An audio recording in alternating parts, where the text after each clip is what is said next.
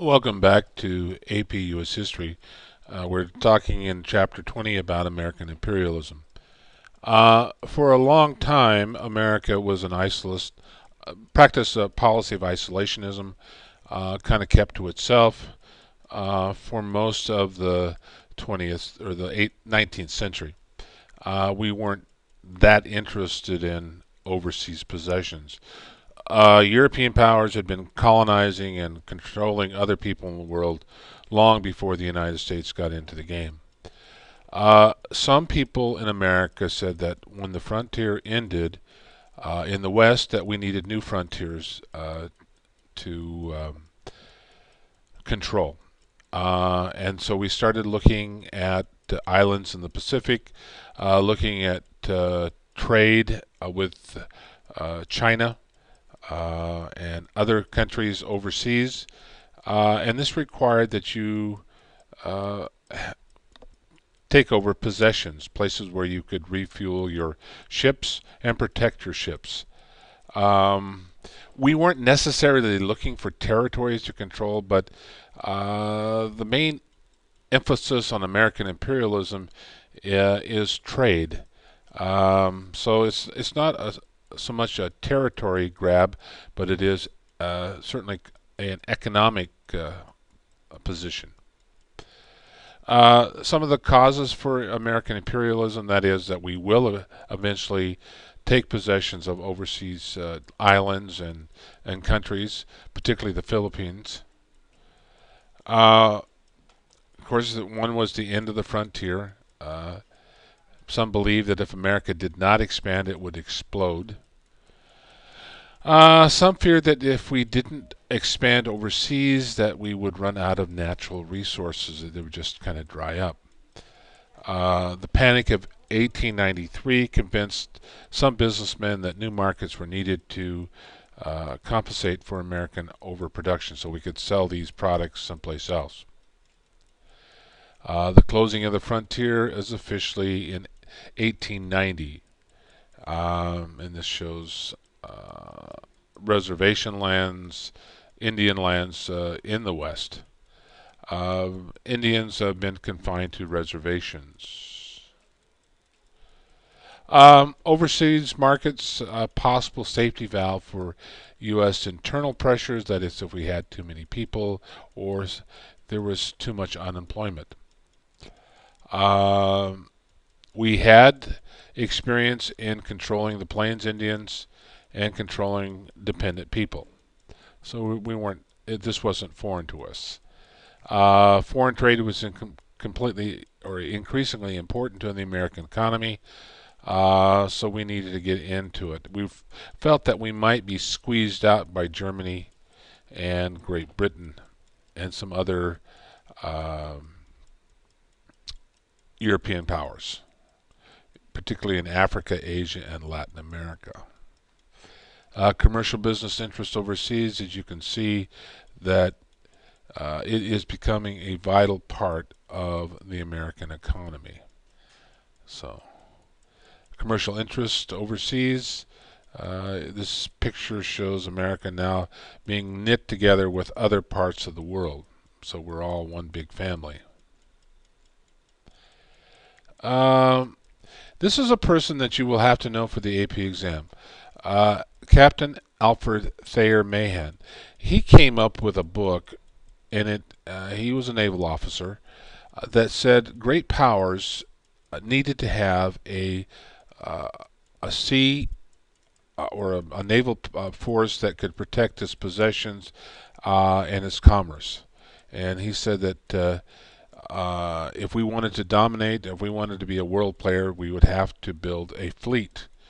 And we would also have to have defensive bases overseas for refueling because the ships were powered by steam, and the thing that was operating the steam was coal, and you had to have recoaling stations. He also believed that if uh, we were going to be a great power, we needed to have a canal built across the isthmus in Central America, and we eventually will build up the Panama Canal. The results of the book help stimulate naval buildup. And by 1898, we had the fifth largest fleet in the world. Military strategic interest. These were some of these overseas islands that will become part of our network. We will control eventually Puerto Rico. Cuba will become under our influence, and the Dominican Republic and Haiti, certain countries in Central America, and then you see the islands of the Pacific. And so Alaska will be added to Americans' territory after the Civil War. Eventually, Hawaiian Islands will be brought in 1898. There were people who believed that we should be in a colonial power. One was Josiah Strong. He wrote the book Our Country in 1885. He said that the Anglo-Saxon race was superior to all others, and that we should, by providence of God, spread our religion and our democratic values. Teddy Roosevelt and Henry Cabot Lodge agreed with his position. They advocated ideas like social Darwinism, that white-skinned people were superior to anyone who was of color, and the strong should rule over the weak, and that was just part of natural law. So America was a country with the right kind of government and the right kind of religion. And you can see this hierarchy of race. Well, America's right in the middle of it. The white folks and all the other people are inferior in terms of the social Darwin thinking. There was something called the white man's burden, that is, that we're supposed to take care of these backward people of the world. Components of U.S. expansion continued. Some people believed that if we were going to be a competitive nation, that we needed to be an imperial power. Senator Albert Beveridge is part of this movement, and he again believes that the white man's race is superior, ordained by God. Also part of this imperialism, a factor was what they called yellow journalism. Joseph Pulitzer and William Randolph Hearst published things in their newspaper that sparked interest in overseas acquisitions.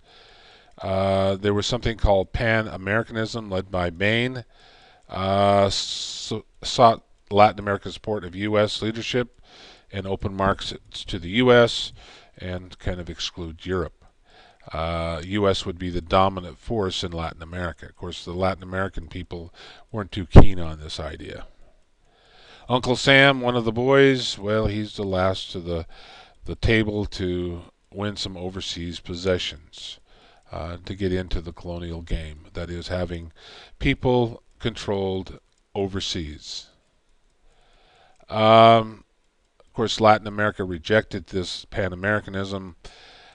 We will settle disputes between major powers between 1889 and 1896. This is part of this Monroe Doctrine. In the Solomon crisis in Pango Pango in the Pacific, we got into a beef with Germany, and the U.S.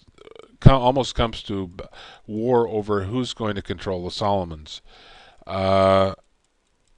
Eventually, the Germans, because they don't want to have a war with the U.S., agrees to settle and gives us control of the Solomons as a place where the ships can dock and be refueled on their way to China and other parts in Asia. Venezuela boundary dispute. This one, again, is a beef between the Venezuelan government and Great Britain. And where did British Guiana border end and the Venezuela border begin?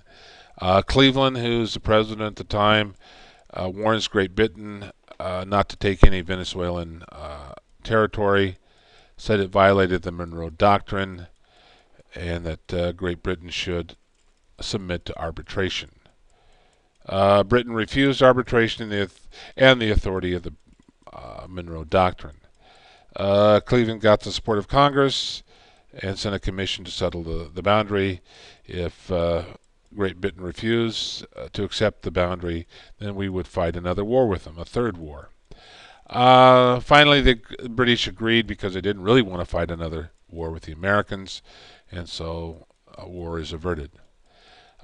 We sort of impress the Latin American countries that we're really their big brother trying to protect them. Of course, what we're trying to do is protect our own interest, and that is trade with Latin American countries. U.S. now able to pursue a more aggressive foreign policy in Latin America and the world because of its stance. One of the first possessions that we're going to take in the Pacific is the Hawaiian Islands. Seen as the crossroads of the Pacific, has a great port in Honolulu. Of course, we view Hawaiians like we view other people of color, people that need our support, propping up. They're not really smart enough to take care of themselves. Hawaiians became protector of the U.S. in 1849 by virtue of an economic treaty. They still have their queen in place, but eventually we're going to drive her from the throne and acquire the Hawaiian Islands.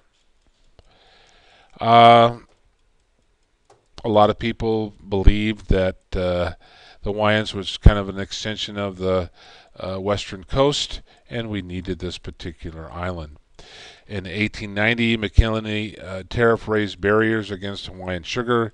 Then a lot of Americans who were growing sugar there sought the Hawaiian Islands to be annexed to eliminate the tariff. Eventually, in 1893, Stanford Dole Pineapple, overthrows the Queen. And he had the assistance from U.S. troops. And, of course, they weren't authorized to do this, but John Stevens did lend American assistance to white planters in the Hawaiian Islands to overthrow the Queen.